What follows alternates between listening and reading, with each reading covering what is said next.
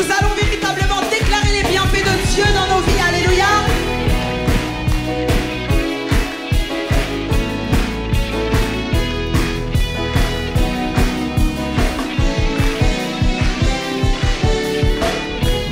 Ton nom est exalté pour toujours et à perpétuité.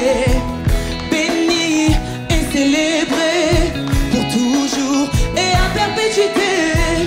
Tu es digne de louange, ta grandeur est insondable, Dieu fidèle et jamais tu ne changes. Tes hauts faits sont remarquables, ton nom est exalté pour toujours, alléluia, proclame-le, et à perpétuité. Béni, béni et célébré pour toujours, toujours et à perpétuité. Tu es digne de louange, ta grandeur est insondable, Dieu fidèle et jamais tu ne changes. Ton règne est éternel. Ah oui, proclame-le. Alléluia, le Seigneur règne dans ta vie. La création chante la splendeur, la gloire de ta majesté. La splendeur glorieuse de ta majesté. Alléluia, acclame comme ceci. Oh, alléluia. Nous servons un Dieu redoutable, n'est-ce pas? C'est pourquoi nous allons le dire.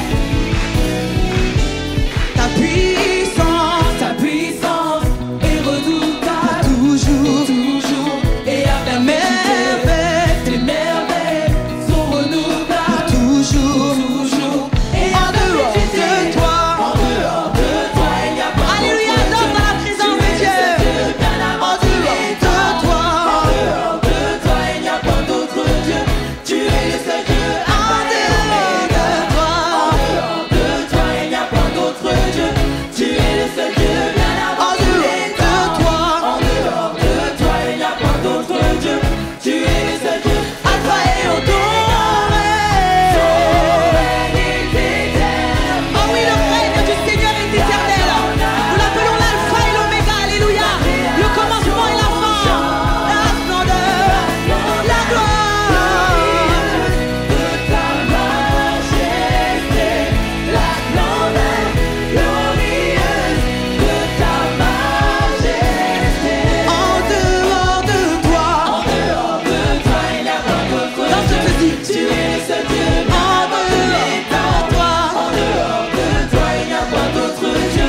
Tu es le seul Dieu. En dehors de toi, il n'y a pas d'autre Dieu.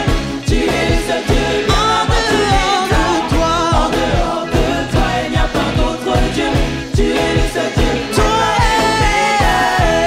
Ton règne est éternel.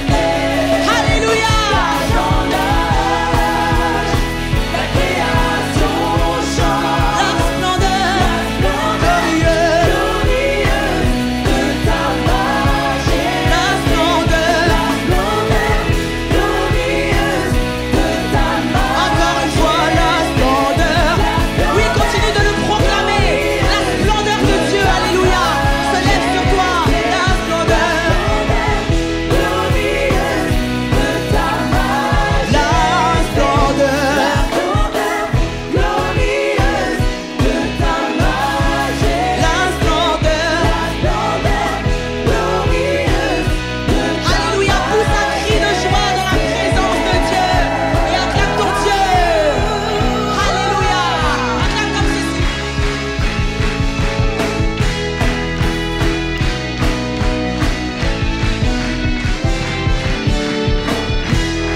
Amen, pousse un cri de joie. Alléluia. Alléluia. Qu'il est bon de louer notre Dieu. Est-ce que tu es fatigué? Est-ce que tu veux t'arrêter de louer? On n'est jamais fatigué de louer Dieu. Alors pousse un cri de joie parce que c'est pas fini. Et on va pousser des cris de réjouissance. Et on va dire que Dieu n'a pas fini de faire dans nos vies. On va dire que Dieu n'a pas fini de nous transformer. Dieu n'a pas fini de nous restaurer. Yo, yo, yo. Oui, chanteur. c'est pas fini. Alléluia. Sa gloire revient encore. Alléluia. C'est pas fini. Sa gloire revient encore. Le Dieu qui t'a appelé, oh, il n'a pas fini. Là il vient encore. Maintenant ça va chauffer. Le Dieu qui t'a mandaté, oh, il n'a pas fini. Là il vient encore. Maintenant ça va chauffer. Alléluia. Est un cri de réjouissance, alors réjouis-toi dans sa présence. Sa gloire revient encore. C'est pas fini. Alléluia. Sa gloire revient encore. Tous un cri de joie et acclame pour le Seigneur.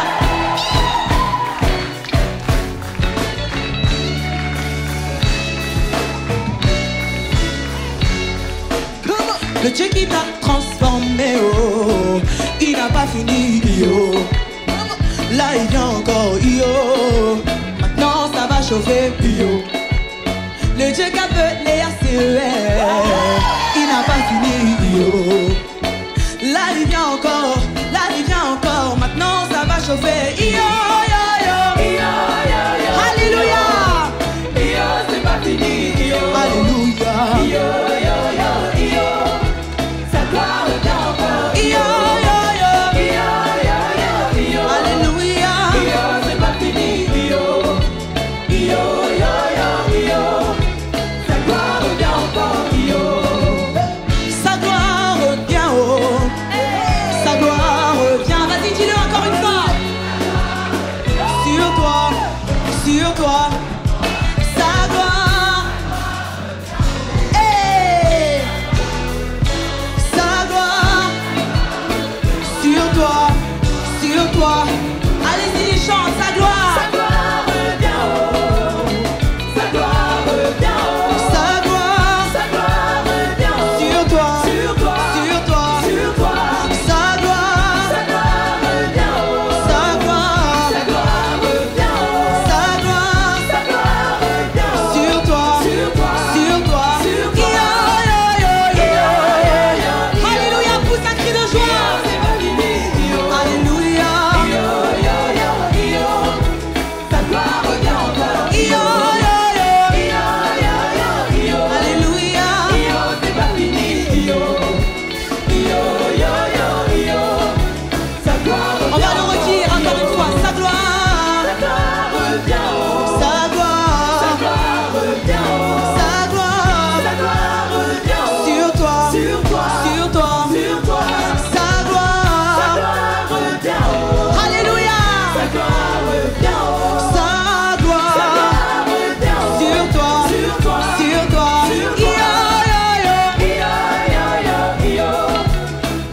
C'est pas fini.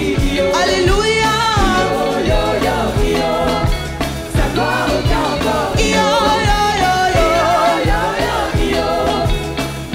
C'est pas fini. Alléluia. Sa gloire revient encore. Alléluia, pousse un cri de joie et acclame pour le Seigneur. Alléluia, quelle grâce d'être dans sa maison. Acclame bien pour ton Dieu, alors que tu l'as loué de toutes tes forces, alors que tu l'as loué de tout ton cœur. Parce qu'on a loué Dieu avec tout notre cœur, avec toutes nos forces, on pourra bien l'adorer. On pourra bien l'adorer. C'est pour ça que je t'invite à fermer les yeux. Et là, c'est un temps où c'est toi et Dieu. Alléluia. C'est un cœur à cœur avec lui. Alléluia. Commence à élever ta voix et parle-lui. N'attends pas que je donne des instructions. Nous sommes dans la maison de Dieu. La parole déclare là où est l'Esprit du Seigneur, là est la liberté. Oh, Sharabasutara.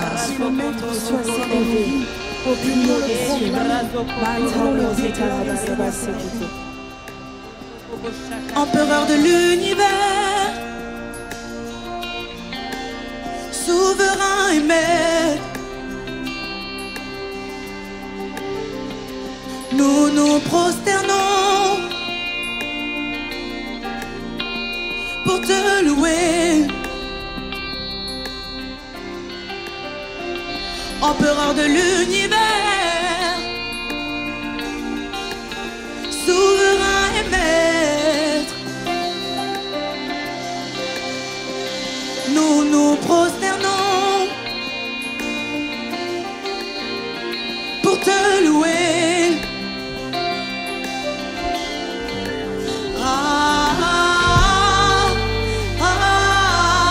Oui, chante peuple de Dieu.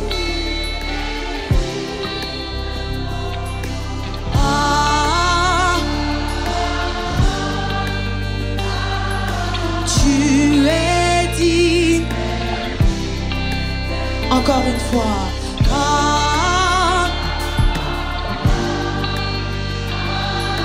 Tu mérites.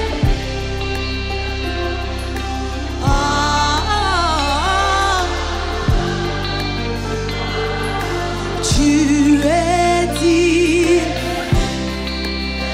Oh oui, Seigneur, tu es digne d'être loué. Tu es digne d'être élevé. Oh oui, toi seul as reçu le nom au-dessus de tous les noms. Oh oui, c'est dans ta présence que nous voulons demeurer. Car c'est dans ta présence que nous avons tout ce dont nous avons besoin.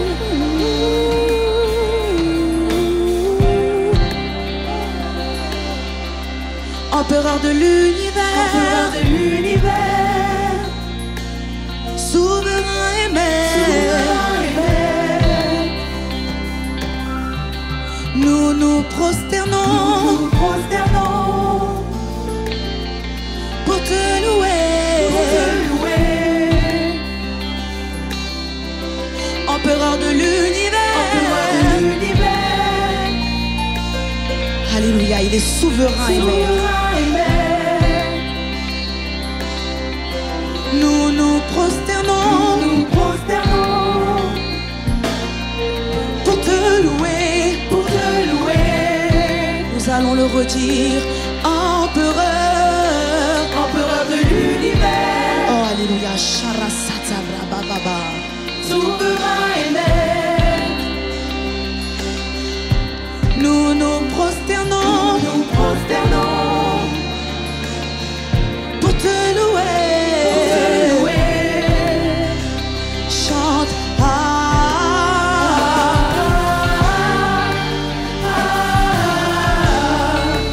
Tu mérites nos louanges.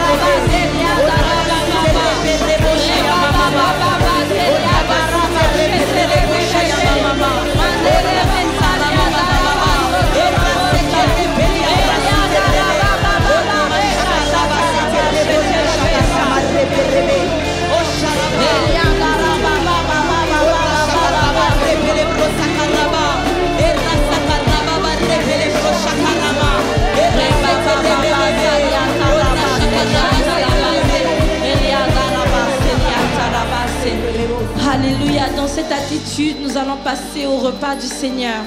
Je vais inviter toutes les personnes qui ne sont pas encore passées par les eaux du baptême à s'asseoir. Et si vous êtes déjà passé par les eaux du baptême, vous pouvez rester debout. Mais nous restons toujours dans cette attitude d'adoration, de louange. Et vraiment déclarer ces mots, déclarer ces paroles, que tu es digne de louange. Que ça sorte de notre cœur, que ça sorte de du fin fond de notre cœur. Que ce soit pas juste un chant que tu répètes, juste comme ça, même si tu étais là au premier, au deuxième, au troisième. Chante ça comme un chant nouveau. Alléluia. Est-ce que nous pouvons chanter sans les instruments? Alléluia. Juste le peuple de Dieu. Alléluia. Dis à ton Dieu qui mérite la louange. Alléluia. Élève ta voix là où tu es. Dis-lui qu'il est digne d'être loué. Qu'il est digne de ton adoration. Il est digne. Alléluia. Oh. Alléluia. Tu mérites ma louange. Oui, dis-le lui de tout ton cœur. Que ce ne soit pas un chant de plus. Que ce ne soit pas un chant comme ça. Mais que ce soit un chant qui sort du fond de ton cœur. Que ce soit un chant inspiré de l'esprit. Alléluia. Oh.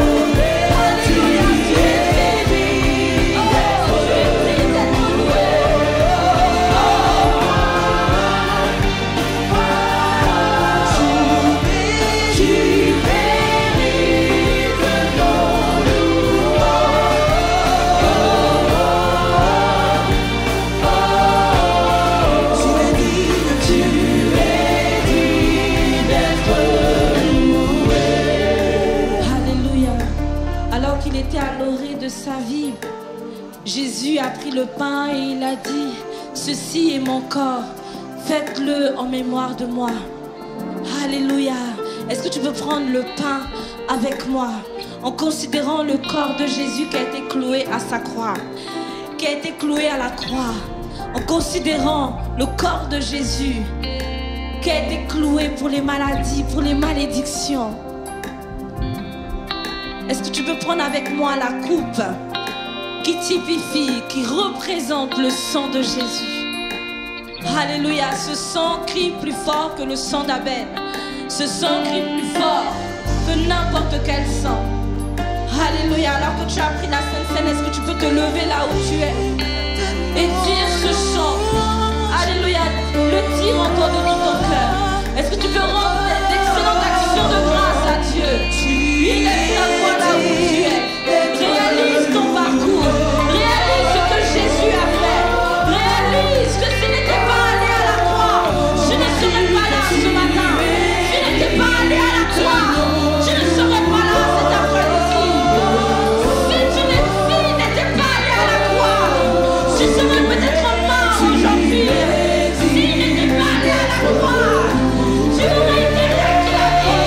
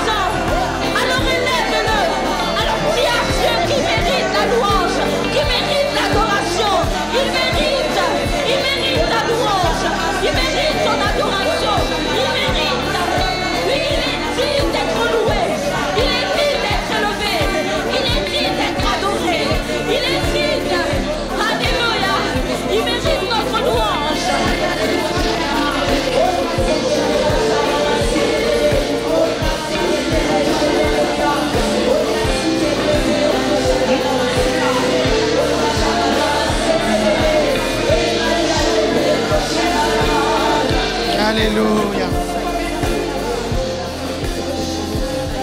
Dites après moi, Seigneur, mon cœur est ouvert pour écouter ta parole. Je suis disposé pour recevoir ton onction cet après-midi. Amen. Assieds-toi dans la présence merveilleuse de Dieu. Acclame le Seigneur. D'où te vient cette force? D'où te vient cette force? D'où te vient cette force? On va mettre en ligne, je pense qu'il y a déjà la prédication du premier au deuxième qui est en train d'être mise en ligne. Celle du troisième, là, on va la mettre en ligne pour que quand vous rentrez chez vous, vous réécoutez tout. OK? Afin que vous puissiez apprendre ce que les autres ont appris tout à l'heure. Amen. My God, on a tellement appris de l'histoire de Dalila et Samson, hein, n'est-ce pas? C'était vraiment bien. C'était bien. Ça va, Océan? Très bien.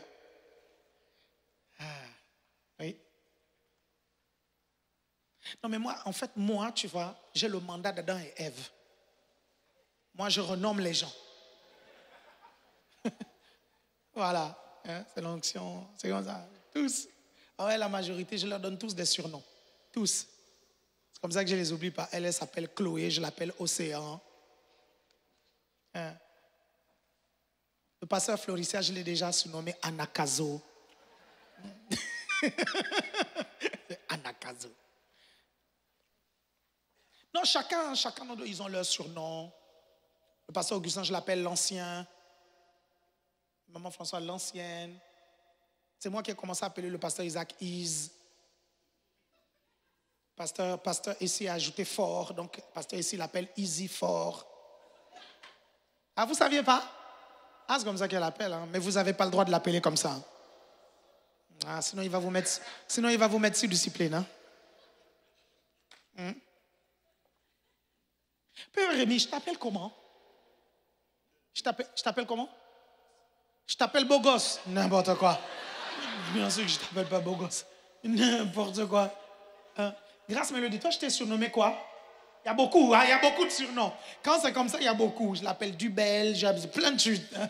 En fait, son nom de famille c'est Dubeau. Je dis non, mais tu es une femme, c'est Dubel. Tous. Elle, c'était la designée. Et puis quoi encore? Cheveux de feu. Comme Raon. Non, lui, c'est la feuille.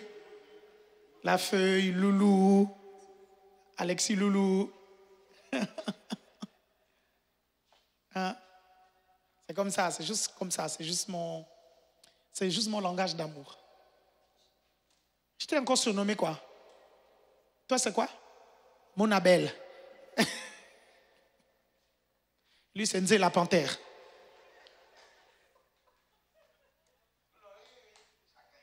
À son petit surnom, mais c'est comme ça que j'aime bien les gens. Okay? Hein? Celle-là, c'est là fuit la mission de Bruxelles. Quels sont ceux qui veulent aller à Bruxelles? Moi. 6 mois plus tard. Oh non. Ah, la mission? Ah là là. Hey.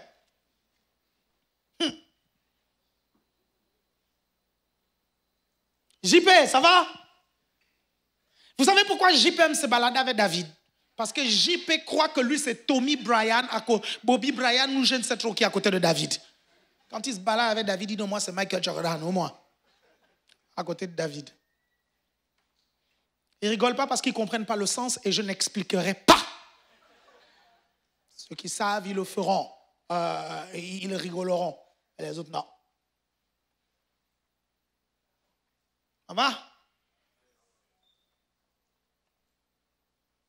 Tina, je t'ai surnommé comment? Ah oui, 11. C'est vrai, 11. C'est Adam et Ève, c'est comme ça. Gloire, je t'ai surnommé comment? Juste gloire, hein? Grosse voix.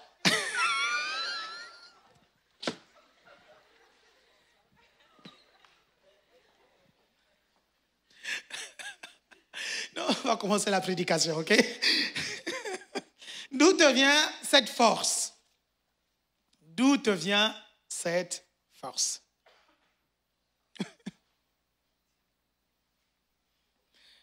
Ce qui est formidable, c'est qu'elle, je fais juste ça. Elle sait déjà que je parle à elle. La chantre. Et elle-même, elle sait pourquoi je fais ça. Ah, tu étais là le jour-là. Non, mais c'était trop drôle. Pourquoi il n'y a pas de croix dans votre église? Parce qu'elle est dans le cœur. Ben oui. La croix, elle est dans le cœur. Pas à l'extérieur. Il y a des gens qui ont la croix à l'extérieur, mais elle n'est pas dans le cœur. Et c'est un problème. Je préfère encore les gens qui n'ont pas la croix à l'extérieur, mais la croix est dans le cœur. D'où te vient cette force? C'est une question que les gens te poseront lorsqu'ils verront ta force intérieure. Te verront traverser toutes sortes de difficultés. Mais tu tiens debout. Ils te diront, mais comment tu fais? D'où te vient ta force mentale? d'où te vient ta force spirituelle. Et j'ai expliqué dans les cultes précédents que tu ne pourras pas accomplir ce que Dieu te demande de faire si tu n'es pas fort. Tu dois être fort spirituellement, tu dois être fort mentalement, tu dois avoir de la force physique et tu dois avoir la force de l'onction. Est-ce que vous me suivez? Je dis bien, tu dois être fort spirituellement dans ton esprit, tu dois être fort mentalement, tu dois être fort physiquement, l'énergie. Est-ce que vous me comprenez? Certaines personnes me disent, mais comment je fais pour faire 5 cultes? Eh bien, je fais du sport. Je fais du cardio. Vous comprenez? Et donc, 3 fois dans la semaine, je soulève mon corps, je le mets sur un tapis, ok, et je le fais tourner pendant 30 minutes sur le tapis, comme un hamster. 30 minutes. Le but, c'est de tenir quand je prêche. Est-ce que vous avez vu la semaine que j'ai faite là? J'ai prêché tous les jours, plus veillé. J'ai fait 5 cultes, je suis encore venu, grand live. Est-ce que vous voyez? Tu ne peux pas le faire si physiquement tu n'as pas éduqué ton corps à le faire. Vous comprenez? Ça, c'est l'entraînement. C'est l'entraînement. Bon, au départ, je l'ai fait parce que je vais être taillé comme Christian Zé. Est-ce que vous suivez? Mais au final, ça donne de la résistance. Est-ce que vous me comprenez? Ça, c'est physiquement. Ce que vous mangez aussi, ça détermine. Est-ce que vous comprenez? Si vous bouffez trop de sucre, vous ne vous rendez pas compte que ça bouffe votre énergie. Trop de sucre. Si Snickers par là, par ici. C'est bizarre là, Guillaume. Là, tu te sens concerné, on dirait. Hein? Tu aimes les sucreries, hein? Ah ouais. Vous savez ce qui est bien? C'est que votre esprit a besoin aussi d'une alimentation spéciale. Bon, je ne sais pas si j'aurai le temps de vous parler de l'alimentation. J'espère que j'aurai le temps. Sinon, on continue au culte suivant. Mais il y a quelque chose que je veux vraiment vous montrer. Ça va, toi? Ça va? Ça va? Oui, toi? Ouais.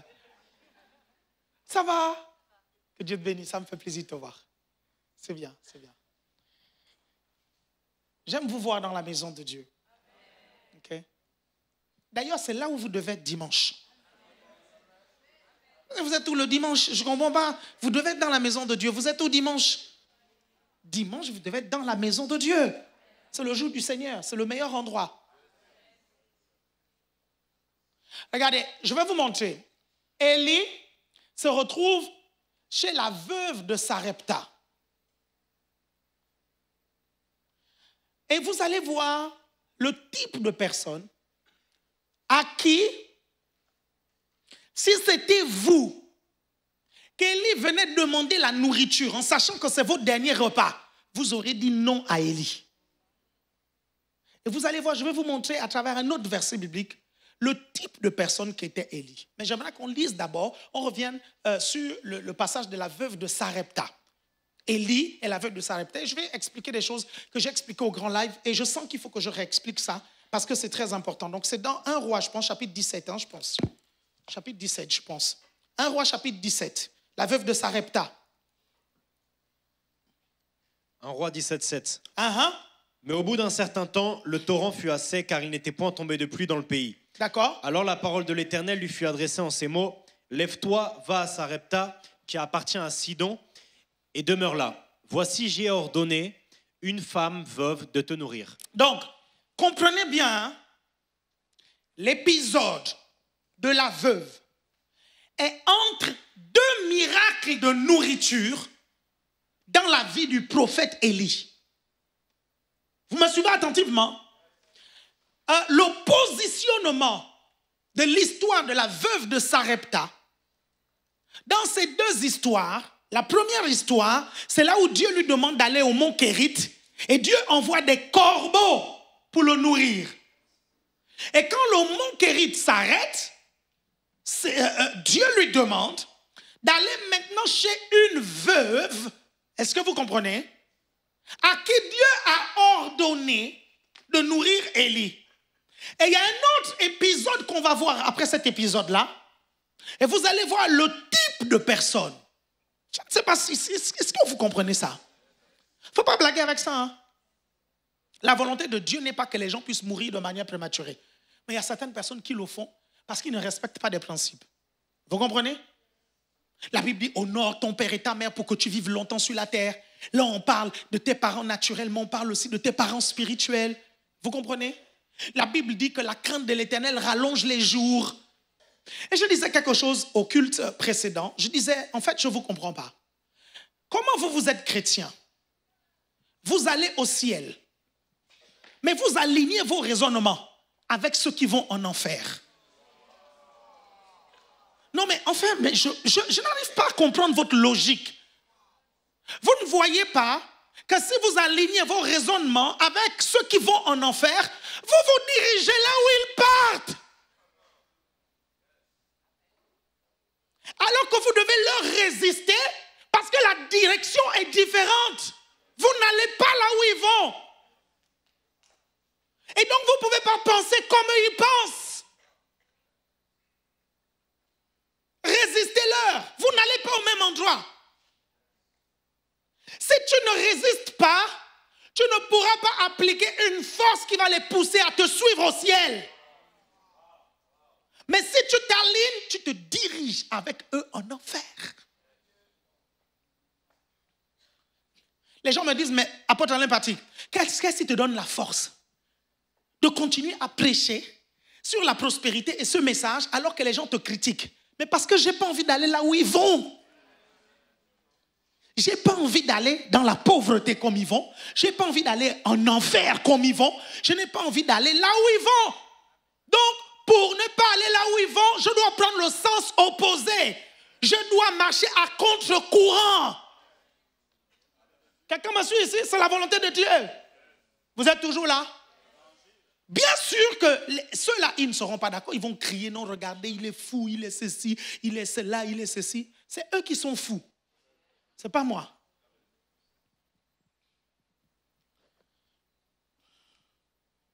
Lis l'histoire d'Élie et la veuve de Sarepta.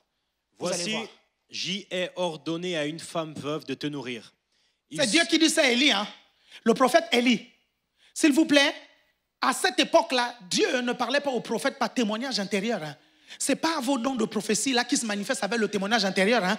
Avec la petite conviction, tu ne sais même pas si elle vient de Dieu ou pas, mais tu dis quand même, ainsi parle l'Éternel. Vous comprenez?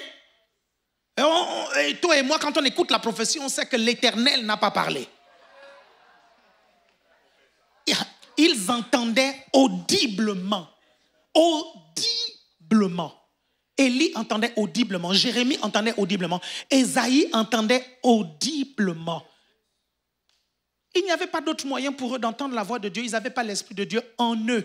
Vous vous entendez à l'intérieur parce qu'il est maintenant à l'intérieur.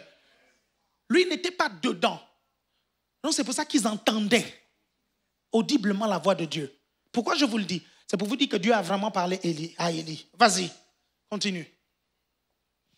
Il se leva et l'alla à Sarepta. Oui.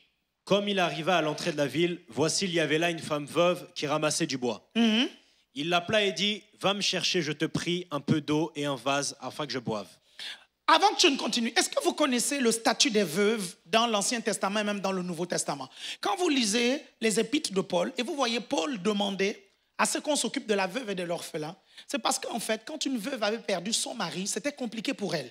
Parce que le mari est celui qui faisait tout.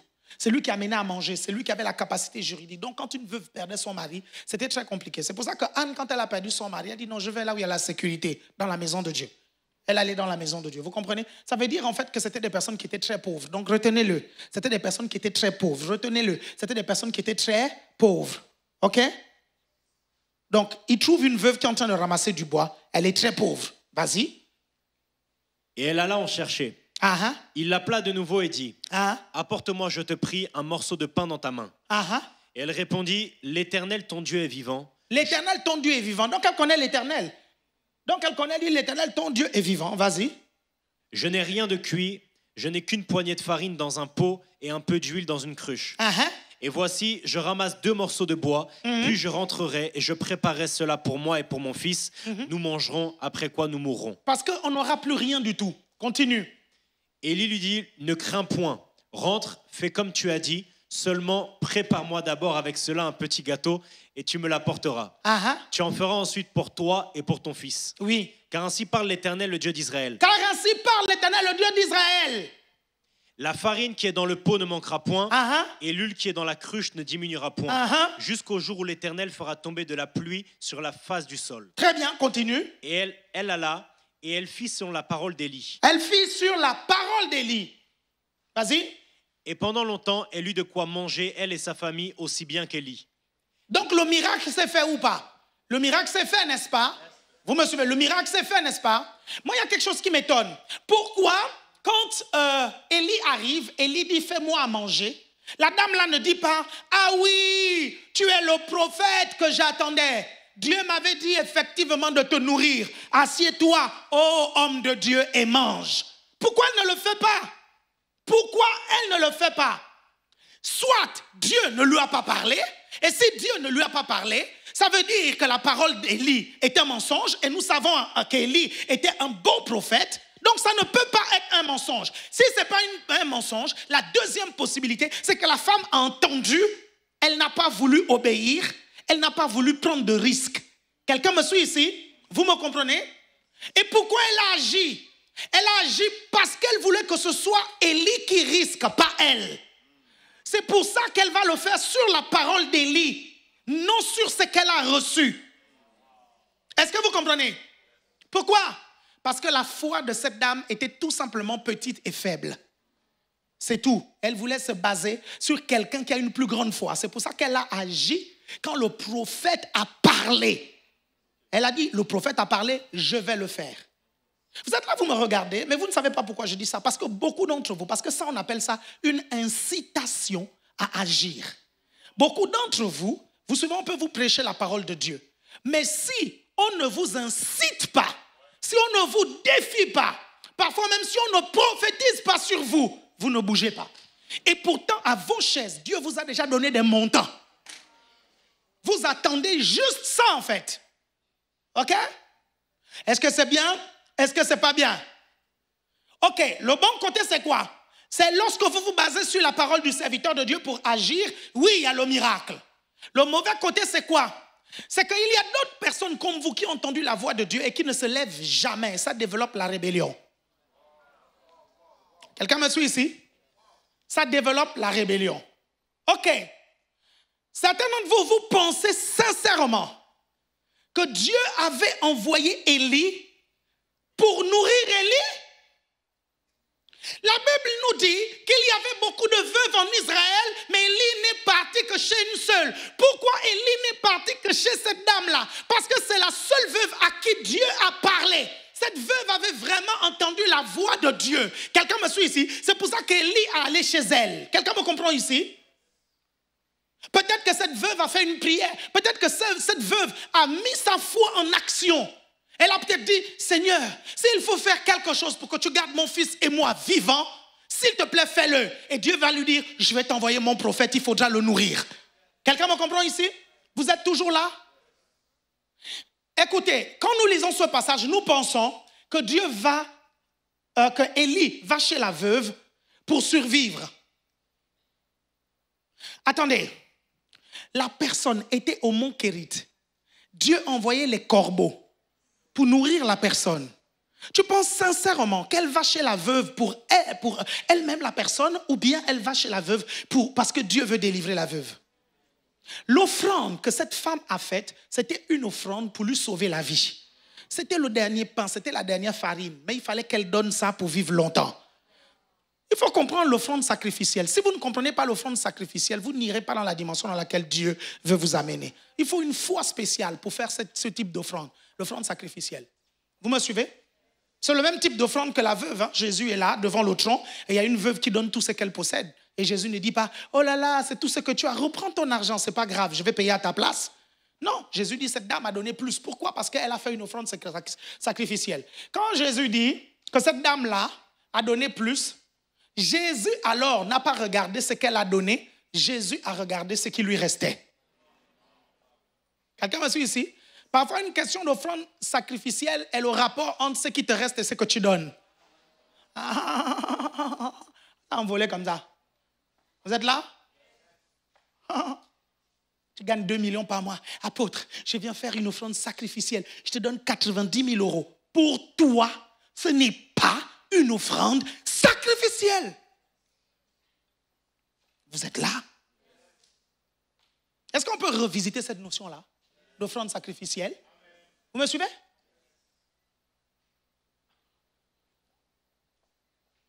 Ok, on va lire un autre passage. Vous allez voir. Vous allez voir hein, le type de personne. Hein. Il venait rendre visite à un chrétien, ici en Île-de-France, qui aime regarder les TikTok, où on fait passer des pasteurs pour les mendiants.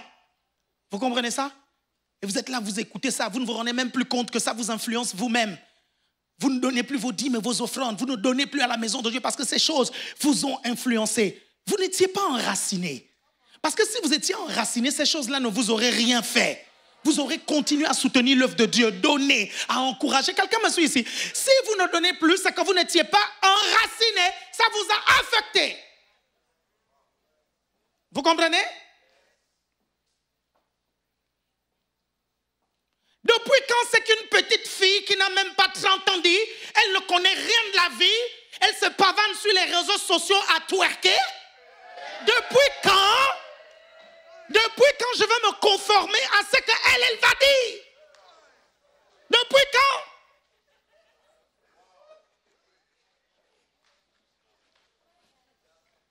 La danse que je veux faire quand je vais aller à la veillée à Serre.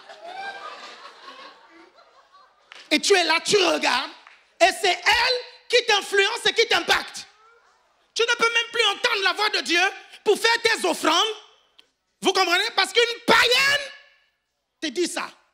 Est-ce que vous voyez à quel point nous ne sommes pas enracinés? Et moi, c'est à cette génération-là que je parle. Et c'est à cette, je dis, ce type de génération-là, les chrétiens, qui suivent ce qui se dit sur les réseaux sociaux. Si Élie serait venu les voir, ils auront dit escroc, manipulateur, égoïste. Comment moi je vais d'abord manger? Parce qu'Élie dit, fais la nourriture, je mange d'abord moi. Quelqu'un me suit ici? Et Dieu n'a pas envoyé Élie là-bas pour Élie. Dieu a envoyé ça, vous comprenez, pour cette veuve. Parce que cette veuve devait faire une offrande sacrificielle. Pourquoi Élie dit, je vais d'abord manger moi? Est-ce que vous ne savez pas qu'il y a des semences? Pour qu'elles puissent produire, il faut que les oiseaux et les animaux les avalent d'abord. Est-ce que vous savez ça?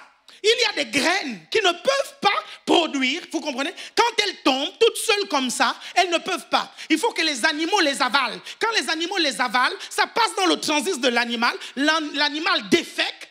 Et la graine là, à l'intérieur, là, elle produit maintenant. Il y a des offrandes. Tant qu'on n'a pas mangé, ça ne produira pas chez vous. Donc, Élie était conscient. C'est pour ça que Élie a dit, le type d'offrande là que tu veux faire, il faut d'abord que je mange. Je sais que tu as faim. Je sais que ton enfant a faim. Mais crois-moi, pour que ça ne s'arrête pas, je dois d'abord manger. Génération réseaux sociaux, vous aurez mis sur les TikTok. Hashtag escroc. Hashtag manipulateur. Hashtag égoïste. Et pourtant, ça, c'est la Bible. Vous comprenez? La Bible dit arrêtez et reconnaissez que je suis Dieu. Mes pensées sont bien loin supérieures à vos pensées. Votre logique humaine là ne dépassera jamais la logique de Dieu. Donc, quand c'est la logique de Dieu, vous pouvez qualifier ça d'escroquerie, de manipulation, d'égoïsme. Dieu ne qualifie pas ça comme ça. Vous me suivez? C'est comme l'histoire d'Abraham, non? Abraham se trouve devant Pharaon. Ok? Il dit c'est ma sœur. Tous les prédicateurs, moi j'ai vu beaucoup de prédicateurs dire non, Abraham a menti. Quand quelqu'un ment dans la Bible le dit. Quand Sarah avait menti en présence des anges, la Bible a dit Sarah a menti. Mais pourquoi à ce moment-là, la Bible ne dit pas Abraham a menti? Pourquoi vous qualifiez mensonge? C'est que Dieu n'a pas qualifié de mensonge. Vous ne savez pas que Dieu est Dieu. Si Dieu te dit quelque chose là qui semble pour toi être un mensonge, dès l'instant où il l'a dit, ça devient la vérité.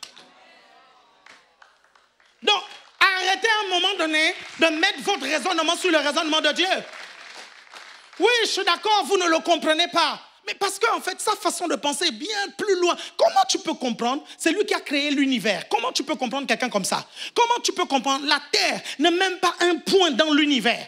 Si tu te mets à l'échelle de l'univers, tu ne vois même pas la terre dedans. Or, toi, tu es dans cette terre-là. Et ce Dieu-là dit qu'il a créé tout ça. Et il dit encore qu'il est en toi. Non, tu comprends ça comment? Non, mais comment est-ce que tu veux comprendre ça? Comment est-ce que tu veux comprendre cette logique? Vous comprenez?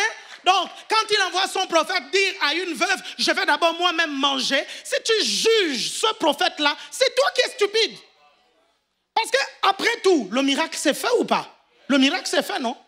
Regardez, je vais vous prouver, je vais vous montrer que Dieu était capable de le faire. Quand Dieu dit, si ces gens-là, ils n'acclament pas, les pierres vont acclamer.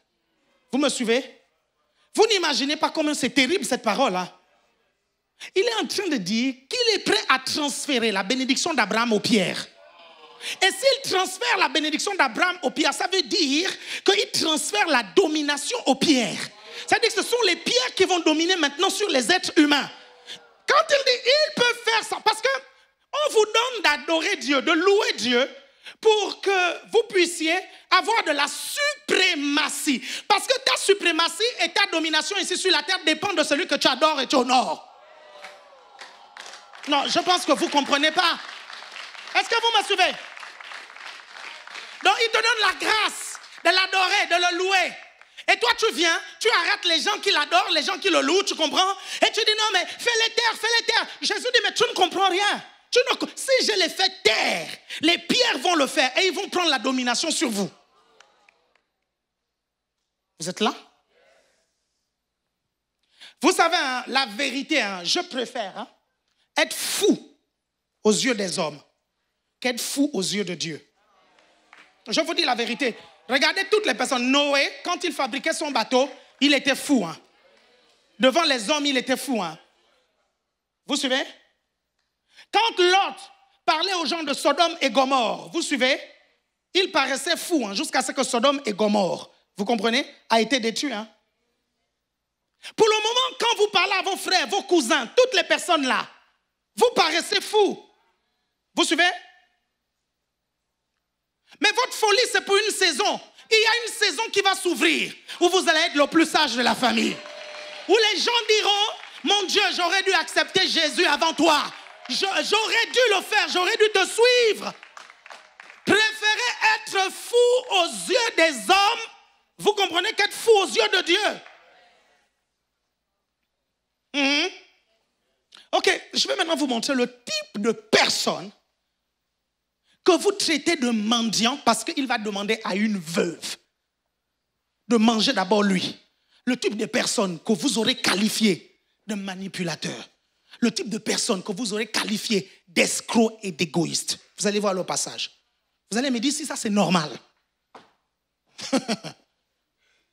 Ce type de personne-là, je suis désolé. Quand il rentre dans ta maison, il te demande à manger, tremble même. Parce que c'est une grâce pour toi de faire à manger à ce type de personne. Parce que tu sais que l'huile ne manquera plus jamais dans ta maison, le pain ne manquera plus jamais dans ta maison, la farine ne manquera plus jamais dans ta maison. Donc, quand Dieu te dit, voici ma maison a tel besoin, tremble de répondre. Parce que je vous assure, Dieu m'a dit ce matin, il m'a dit, tu dis à mon peuple que toute personne qui va donner son offrande au bâtiment a le droit de faire une alliance avec moi en disant, à partir de maintenant, le montant que je donne ne manquera plus jamais dans mon compte. Dieu m'a dit, tu as le droit de dire ça à mon peuple. Ça veut dire que si tu donnes 1000 euros, quand tu n'auras plus rien, il y aura au moins 1000. C'est ça que ça veut dire. Imagine maintenant si tu donnes 100 000. Imagine si tu donnes 10 000. Là, il commence à se projeter.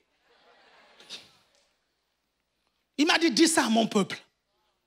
Vous avez le droit de faire cette alliance-là. Et Seigneur, tu es sûr? Oui. Et il m'a pris mon exemple. Il m'a dit, regarde. Depuis que tu as fait ton offrande de 10 000 euros, est-ce que tu es déjà descendu en dessous? Je dis, oh, c'est vrai, oh Seigneur. C'est vrai, oh. Est-ce que vous comprenez? Il me dit, c'était à cause de ce jour-là. Comment ça?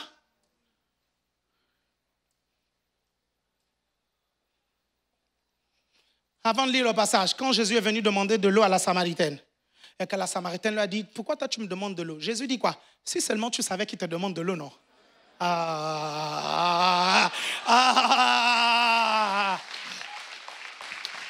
Donc quand Dieu te demande de faire quelque chose en vérité, c'est à toi qu'il pense. Il ne pense pas d'abord à lui.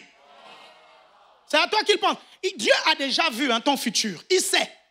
Il sait comment tu vas affronter ton futur. Donc quand il te parle, il faut le faire. Parce qu'il sait. Regardez, je vais vous montrer. Vas-y. Vous allez voir le type de personne. Mon Dieu, c'est un phénomène. 1 Roi, chapitre 19, du verset 7 au verset 15. Donc, 1 Roi, chapitre 19. Le gars, dans 1 Roi, chapitre 17, il est allé au mont Kérit. Il y a un torrent qui donne de l'eau et les corbeaux veulent le nourrir. OK? Je lui dis, va chez une veuve. Et c'est au milieu. OK? Et c'est au milieu. C'est comme une parenthèse de son histoire. Parce que la parenthèse met les choses au milieu. Vous me suivez? Comme une parenthèse. Si vous comprenez que l'histoire de la veuve, c'est comme une parenthèse, vous allez comprendre alors qu'en fait, Élie prenait une autre direction et Dieu lui a juste dit d'aller bénir la veuve. Mais la veuve ne pouvait pas être bénie si elle ne faisait pas ce type d'offrande. Lis le passage. Vous allez voir le type de personne que c'est Élie. Lis le passage. On va lire le passage. Parce que ce passage-là va nous permettre d'enchaîner avec la nourriture spirituelle de l'esprit. Lis le passage. 1 Roi 19,7. L'ange de l'Éternel vint une seconde fois, le toucha et dit, lève-toi, mange, car le chemin est trop long pour toi. Essaie de remonter un peu plus haut, comme ça il voit le contexte un peu.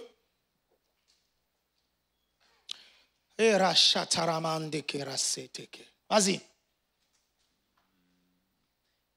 Un peu plus haut, juste le verset 1, et c'est simple. Hein? Ok. Akab rapporta à Jézabel tout ce qu'avait fait Élie et comment il avait tué par l'épée tous les prophètes. Regardez-moi cette balance, cette mauviette. Il va dire tout à sa femme, on dirait une tapette. Et puis il est venu, et puis il a poursuivi tout le monde, et puis il a coupé la tête des gens. Quand vous connaissez l'histoire d'Akab et de Jézabel, vous voyez que c'est l'histoire d'un homme qui est dominé par sa femme. C'est Akab qui portait la jupe. Jézabel mettait les pantalons bien même. C'est Jézabel qui avait la carte bleue, qui avait tout. Quand Akab ne faisait pas des bons trucs, Jézabel disait, mets-toi à genoux, pardon. Parce que vous savez, à chaque fois que vous n'exercez pas votre autorité, vous savez, les gens vont prendre cette autorité et retourner ça sur vous. Hein. Est-ce que vous savez ça? C'est pour ça que vous devez être ferme avec vos enfants, parce que sinon, ce sera maintenant eux l'autorité. Ah. Continue, lis-moi le truc, lis-moi le truc. Jézabel envoya un messager à Élie pour lui dire que les dieux me traitent dans toute leur rigueur. Sorcière. Si demain à 7 heures, je ne fais de ta vie ce que tu as fait de la vie de chacun d'eux. Regardez la sorcière. Jéza. Jéza. Une sorcière comme ça. Comment elle peut menacer un homme de Dieu? Tous ceux qui menacent les hommes de Dieu sont des sorciers.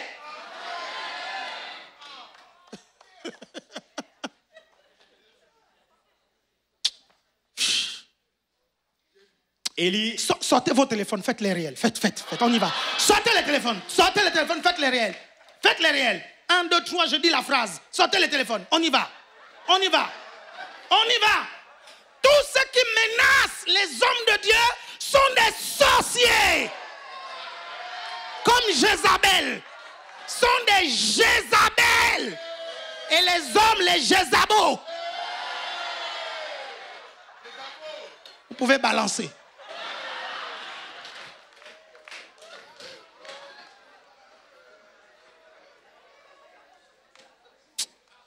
Pensez que j'ai peur des gens? N'importe quoi. Lis le passage bizarre. Il faut toujours que j'aille les provoquer. Élie, voyant cela, se leva et s'en alla pour sauver sa vie. Il arriva à Beersheba, qui appartient à Juda, et il y laissa son serviteur. Pour lui, il alla dans le désert où, après une journée de marche, il s'assit sous un genêt et demanda la mort en disant, c'est assez, maintenant Éternel, prends mon âme, car je ne suis pas meilleur que mes pères. Bon, ça c'est la prière qui a interrompu le ministère d'Élie. Mais ce n'est pas ça que je voulais vous montrer. Regarde la suite. Il se coucha et s'endormit sous un genêt. Et voici un ange le toucha et lui dit, lève-toi, mange. Oh! Le gars, il est nourri par les corbeaux. Après les corbeaux, parenthèse, va chez une veuve. Après la veuve, ce gars-là, il n'a pas de nourriture. Les anges deviennent ses serveurs. My God. Non, je ne sais pas si vous voyez. Non, mais. Et vous voulez, la personne là vient chez vous. Vous dire, non, donne-moi à manger. Tu vas lui dire, non. Le gars, il est à une dimension, il ne mange même plus la nourriture des humains. Il ne mange plus la nourriture des humains. Quelqu'un me suit ici? Ces serveurs, my God, ça c'est vous au nom de Jésus. Ah! Je vois les anges de Dieu pendant que vous êtes en train de prier. Après un temps de jeûne, les anges viennent et vous donnent une nourriture spéciale. Et je vous vois manger cette nourriture et revenir avec une autre onction au nom de Jésus. Vous voulez que je vous montre encore un épisode? Toute affaire se réglera sur la déposition de 2 ou 3 témoins. Je vous donne un deuxième témoin. Vous prenez Matthieu. Matthieu chapitre 4, verset 11. Matthieu chapitre 4, verset 11. Il arrive, il demande de l'eau à la dame. La dame dit, toi tu es juif, pourquoi tu me demandes de l'eau? Jésus n'a même pas paniqué. Il dit, si tu savais seulement, hein, c'est lui qui te demande de l'eau là. C'est à toi. C'est toi qui viendras lui demander de l'eau. Vous comprenez? Regardez aussi le type de personne. Matthieu chapitre 4, verset 11. On y va. Matthieu chapitre 4, verset 11. Ça, c'est Jésus. Hein? Matthieu 4, 11. Uh-huh. Alors le diable le laissa, et voici des anges vinrent auprès de Jésus et le servaient. Regardez, les anges vinrent auprès de Jésus et le servaient. Ça, c'était pendant son jeûne. Hein? Écoutez-moi bien. Jésus n'a pas coupé le jeûne avec le kebab. Ah! Jésus n'a pas coupé le jeûne avec le KFC. Jésus n'a pas coupé le jeûne avec poulet braisé. Jésus a coupé le jeûne avec la nourriture que les anges mangent. Il s'est mis à table, vous comprenez, seul dans le désert, et il a mangé avec les anges. Les anges mangeaient, ils mangeaient. Les anges mangeaient, ils mangeaient. Les anges mangeaient, ils mangeaient. Les anges mangeaient, ils mangeaient. Quelqu'un me suit ici? Quand il dit aux disciples, j'ai déjà mangé une nourriture que vous ne connaissez pas. Ah! Est-ce que tu me suis? Il y a des gens qui sont dangereux. Donc quand ils viennent te demander une chose, ils ne te demandent pas parce qu'ils ont besoin. Ils te demandent parce qu'il y a une bénédiction qu'il y a à déclencher dans ta vie. Vous voyez quelqu'un comme ça? Dangereux. Une dangereux. Une dangereux. Hein? Interdit de pleurer. Interdit de pleurer. Non mais, ça c'est fort. Et quand vous lisez l'histoire d'Élie, après avoir mangé la nourriture que les anges lui ont donnée, la Bible nous dit qu'il a tenu 40 jours sans manger. C'était quoi la composition de ces aliments? C'était quoi la composition nutritive, mon Dieu? C'est quoi cette nourriture? Ah, que Dieu te donne cette nourriture au nom de Jésus. C'est quoi cette eau? Quand tu la bois, tu n'as plus jamais soif. C'est quoi la composition? Les gens te demanderont, mais d'où te vient cette force? Tu leur diras, j'ai mangé une nourriture que tu ne connais pas. J'ai bu une eau que tu n'as jamais bu. My God. Tu n'auras plus jamais soif. Dieu nous appelle au surnaturel. Nous sommes appelés à être au top tout le temps. Quelqu'un me comprend ici? Nous sommes appelés à opérer. Regardez-moi bien, je vous dis même toutes les personnes, vous comprenez, qui sont en train de chercher la semence pour le bâtiment. Je vous dis que comme les anges ont amené la nourriture à Élie, comme les anges ont amené la nourriture à Jésus, les anges vont amener la semence. Les gens vont vous arrêter en route et vous dire, toi je t'aime bien, prends 1000 €. Quelqu'un me comprend ici? Est-ce que quelqu'un me suit ici?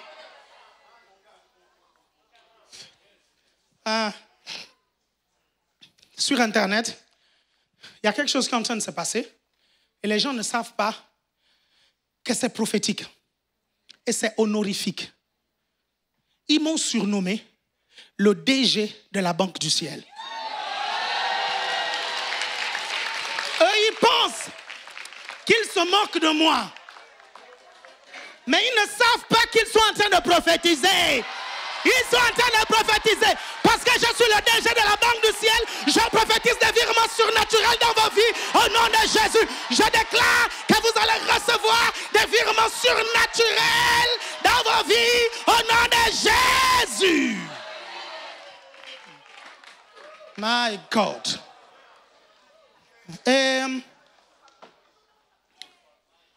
J'ai répondu à l'un d'eux.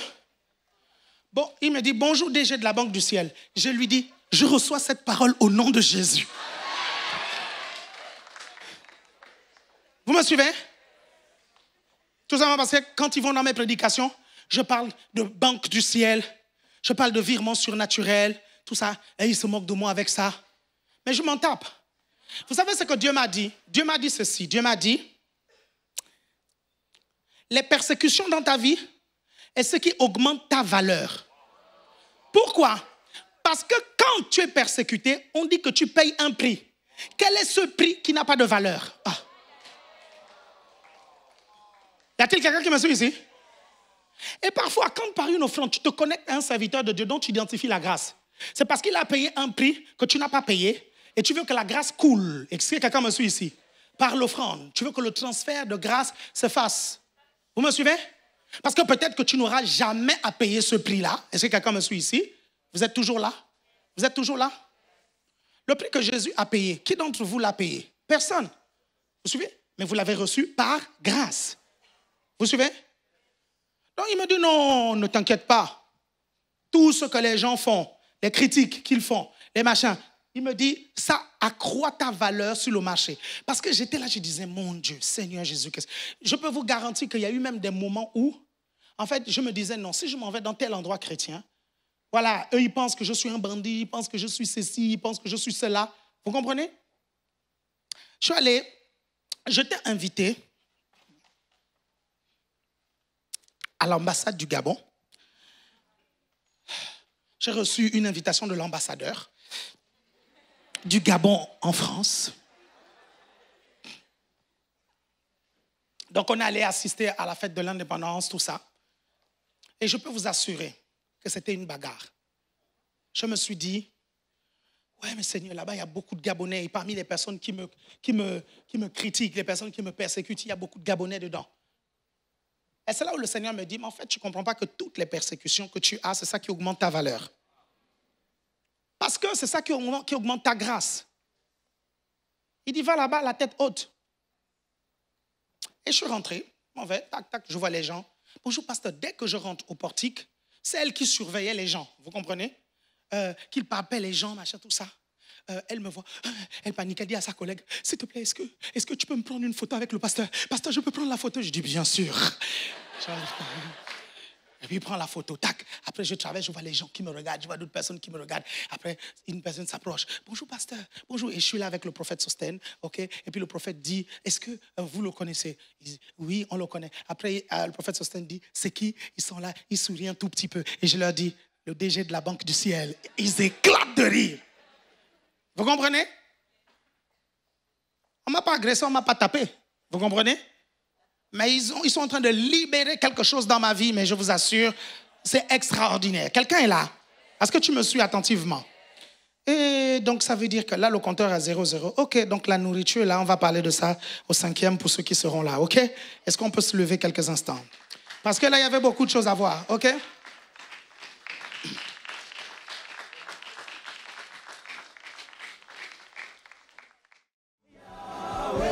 Se manifestera, Jireh se manifestera, Rapha se manifestera, se manifestera. Est-ce que tu peux acclamer pour l'apôtre Alain Patrick Singé, pour ces merveilleux messages? Il y a un dernier culte à ne pas louper, alors sois concentré, car il y a des choses que tu dois capter dans l'esprit pour ta prospérité. J'aimerais que tu puisses étendre tes mains vers les offrandes. Père éternel, merci pour toutes les personnes qui ont donné. Tu sais par quoi ils passent, tu sais quels sont leurs besoins. Certains ont peut-être donné tout ce qu'ils avaient, mais je prophétise une saison de récolte. Je prophétise une saison d'abondance et je déclare, Seigneur Jésus, que toute sécheresse dans la disette cesse au nom de Jésus, que l'esprit de pauvreté les quitte maintenant au nom de Jésus. Est-ce que tu peux acclamer? Je vous demande à tous de fermer les yeux. Que tous ferment les yeux. Ne me regarde pas, ne me regarde pas. Je vois des yeux ouverts. Nous allons passer à une phase de notre culte extrêmement important. Tu es venu dans ce lieu et Tu as peut-être entendu parler de Dieu. Tu ne t'es jamais approché de lui. Tu hésites tout le temps. Il y a une chose que la veuve de Sarepta a fait. Elle a donné tout ce qu'elle avait. On appelle ça l'offrande sacrificielle. Et Dieu aussi veut quelque chose de sacrificiel. Il veut ta vie. Alors si tu es dans ce lieu et tu veux accepter le Seigneur de manière définitive, une seule décision que toi seul vas prendre, pas pour faire plaisir à ton voisin, pas pour faire plaisir à la personne qui t'a ramené, mais pour faire plaisir à Dieu. Alors, comme moi, lève la main et approche-toi. Il n'y a plus de temps aujourd'hui. Ta vie appartient à Christ et non pas à Satan.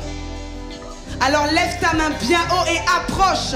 Je vais t'aider à faire cette prière qui va sceller ta vie de manière définitive avec Christ. Lève ta main. Lève ta main. Je vois une main qui se lève. Lève ta main.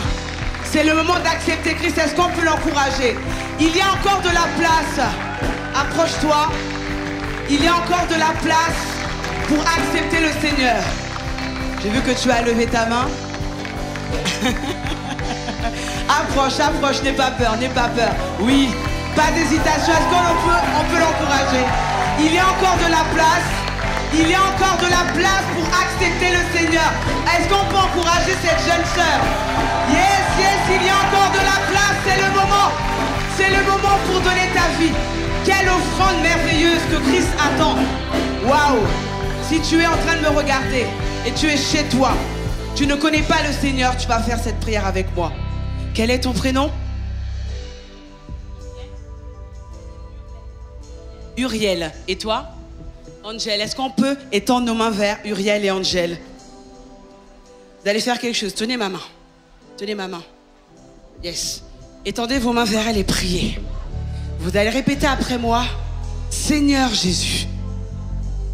Dites-le à haute voix. Me voici. Je viens vers toi avec un cœur ouvert. Je décide à partir d'aujourd'hui de t'appartenir, d'appartenir au corps de Christ. Ma vie est pour toi. À partir d'aujourd'hui, je ne regarderai plus en arrière, mais je regarde devant. Oui, ma vie change. Elle devient belle et merveilleuse parce que j'ai Christ désormais qui vit en moi, qui habite en moi. Et je déclare au nom de Jésus que je suis le reflet de la personne que tu es. Oh Seigneur, deviens mon maître, deviens mon meilleur ami, deviens mon père à partir d'aujourd'hui. Et je veux faire partie de cette grande et belle famille en Christ, au nom puissant de Jésus. Amen, amen, amen. Est-ce qu'on peut acclamer pour Uriel et Angel, pour le pas de foi qu'elles ont fait? Félicitations, félicitations. Je vous invite à vous approcher et l'accueil va vous recevoir. Est-ce qu'on peut acclamer? Le royaume de Christ est en feu. Et sous vos acclamations, l'officiance du jour. Amen, amen. On peut continuer à acclamer le Seigneur très très très fort. Alléluia pour le message de l'apôtre des âmes gagnées. Amen. Je vous invite maintenant à vous rasseoir dans la présence de Dieu. Amen, amen. Gloire à Dieu. Est-ce qu'aujourd'hui, parmi nous, il y a des nouvelles personnes, des personnes qui assistent à un culte pour la première fois? Si c'est votre cas, je vous invite à lever la main et à pouvoir vous lever afin que nous puissions vous accueillir comme il se doit.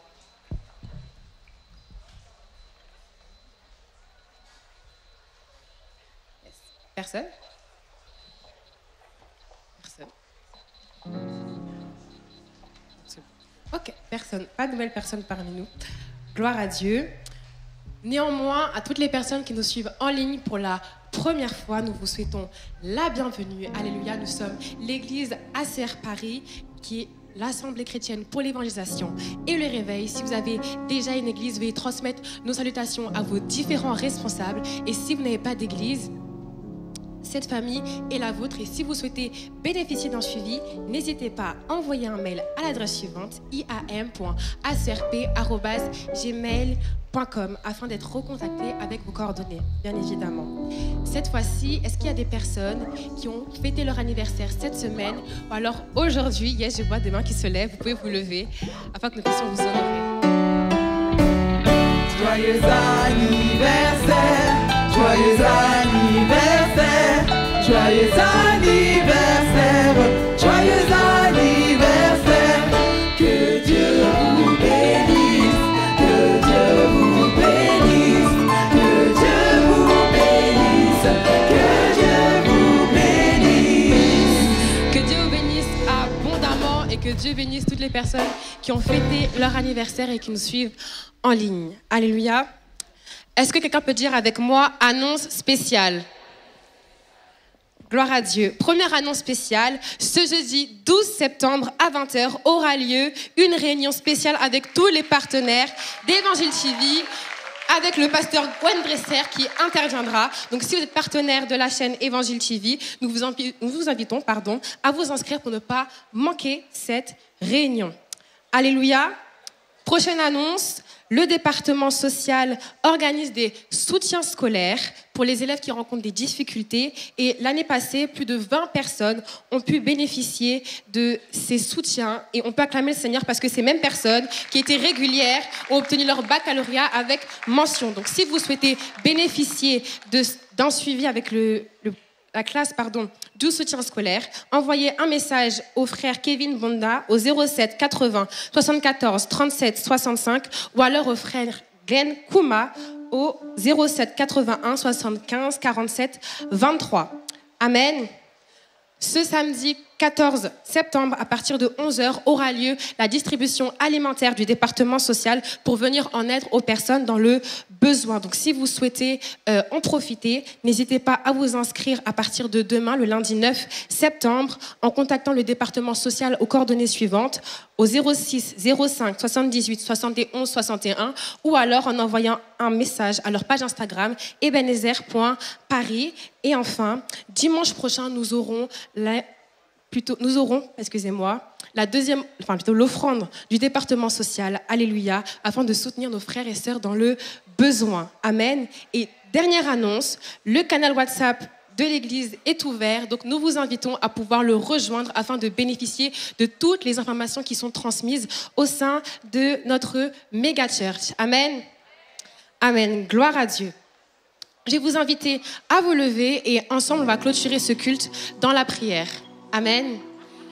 Merci mon Père et mon Dieu pour ta parole qui a été semée dans nos cœurs aujourd'hui. Nous croyons véritablement que nous avons, Seigneur, la force de pouvoir faire ce que tu nous demandes de faire, que nous obéissons véritablement à ta volonté, ô Dieu, aux paroles que tu nous donnes, ô Dieu. Nous déclarons, ô Dieu, que durant toute cette semaine, tu es avec nous. Nous déclarons que l'amour de Dieu le Père, que la grâce du Seigneur Jésus et que la communion du Saint-Esprit, notre partage durant toute cette semaine. Au nom de Jésus, nous avons prié. Amen. Bienvenue sur le site web d'ACER Paris. La Méga Church vous présente sa nouvelle interface disponible pour chacun d'entre vous. Vous pourrez retrouver la présentation des hommes et des femmes de Dieu de la maison avec leur biographie et leurs réseaux sociaux. Vous pouvez également demander directement un entretien pastoral sur notre site. Vous souhaitez servir dans la Méga Church ? Vous retrouverez tous les départements et les pôles de l'Église avec leurs informations respectives. Si vous êtes intéressé, faites-nous votre demande pour commencer à servir. Vous trouverez aussi la présentation des différents réseaux de la Méga Church ainsi que la biographie de chacun des responsables de ceux-ci. N'oubliez pas de checker tous nos différents articles postés régulièrement sur notre site pour ne rien manquer de l'actualité. Vous aurez par ailleurs la possibilité de faire un don, dîme ou offrande directement via le site web. De plus, les livres du ministère seront exposés dans notre rubrique spéciale livres. Vous retrouverez les livres de l'apôtre, les modules pastoraux et bien d'autres encore. À bientôt sur le site ACER Paris. Notre chaîne Évangile TV est disponible sur Free sur le canal 248. Plongez dans un univers captivant avec des contenus inédits, des émissions palpitantes et bien plus encore. Branchez-vous sur Free et connectez-vous à l'univers de la foi via votre Freebox ou l'application Oki by Free disponible sur tous vos supports. Chaque année, lors de la rentrée scolaire, des familles n'ont pas assez de moyens pour préparer leur rentrée de classe. Ils n'ont pas de quoi acheter des fournitures scolaires, c'est-à-dire des cahiers, des trousses, des sacs, etc. L'année dernière, l'association Ebenezer ACER Paris a aidé 20 familles grâce à vos dons. C'est pourquoi, cette année, nous faisons appel à votre générosité. Nous lançons une récolte de fournitures scolaires pour aider les personnes dans le besoin. Donner aux personnes dans le besoin revient à prêter au Seigneur. Il récompensera cette générosité. Si vous avez à cœur de donner des fournitures uniquement neuves ou non utilisées, veuillez vous rapprocher de la cabane du département social. Merci pour cet élan de générosité. Que Dieu vous bénisse abondamment.